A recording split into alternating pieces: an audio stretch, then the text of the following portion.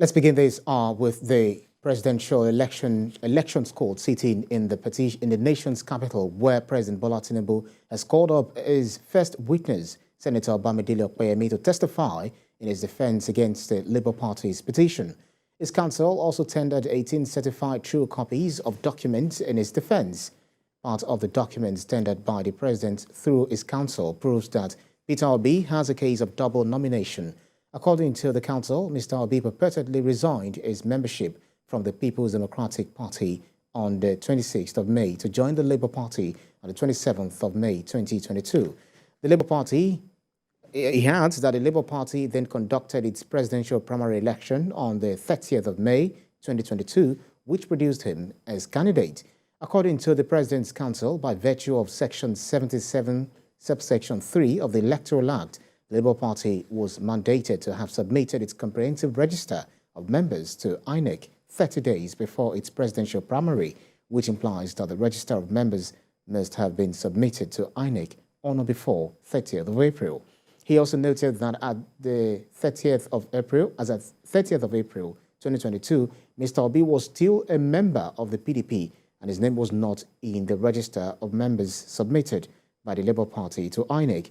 These, he adds, implies Peter Obi was still a member of the PDP when he contested the presidential election on the platform of the Labour Party. Let's take you back to our earlier story about the developments from the presidential election petitions court.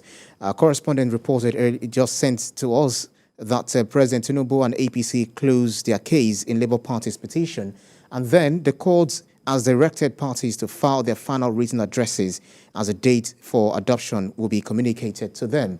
Our judiciary correspondent Celestina Iria is live for all. Celestina, talk to us more about these. Where do we go from here? Well,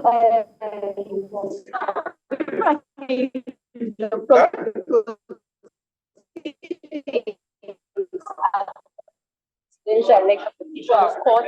The president has just made the case filed by the Labour Party by calling on witnesses. The APC said that they will not be calling on the witness, they will rely on the witness called by the president, which was the Senate Majority Leader, Bamidele, who testified some hours ago.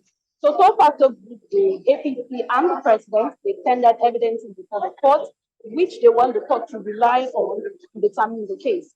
2 p.m. local time, the petition filed by the PDP will be taken.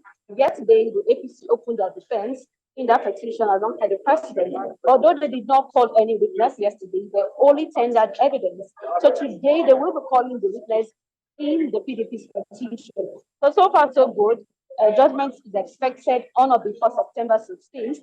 If you look at the 180 days prescribed by the Electoral Act. So if all parties within this week, so if the respondent closed their defenses within this week, so the court will have ample time to look at the evidence before it, the issues canvassed by parties, and deliver its judgment before September 16th. Right. We had a bit of a glitch, from the starting point where you took from answering my questions. But then, how are the counsels to various parties, reacting to the latest developments, from the courts?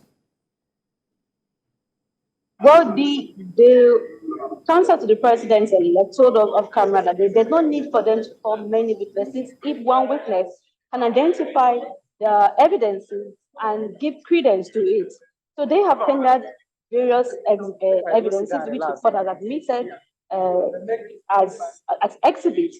If this proves their case, there's no need to call so many witnesses. So they called us one witness today, and we are hoping that by 2 p.m. local time, when the court will convene, they will call their witness in the petition filed by the PD. Already, the petition of the APM has been decided.